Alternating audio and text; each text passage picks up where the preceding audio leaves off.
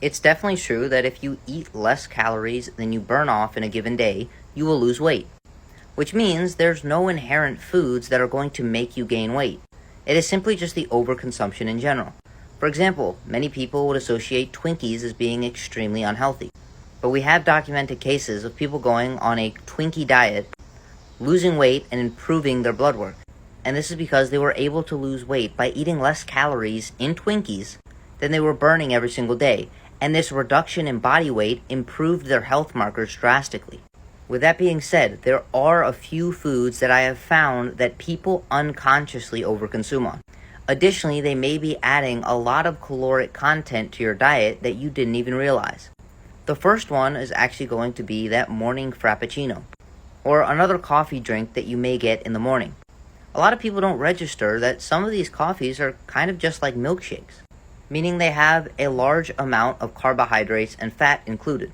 And you can rack up hundreds, if not even 1,000 calories just in that morning coffee, if that morning coffee is less of a coffee and more of an ice cream.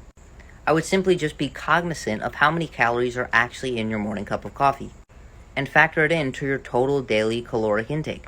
The next food are going to be fruit juices and fruit smoothies, because similarly they can be extremely calorically dense but not very satiating, so you don't register that you're eating a sufficient amount of calories. The next food is going to be milk. I've actually had individuals who are drinking upwards of a half a gallon to a gallon of milk every single day and not actually factoring it into their total daily energy intake. The next category of foods are going to be liquid fats. These include excessive oil, excessive butter, or excessive dressing on your food.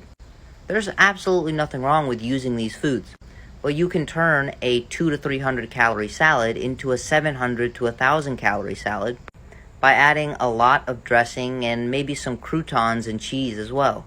Unfortunately, the tastier the salad is, likely the higher caloric content it has.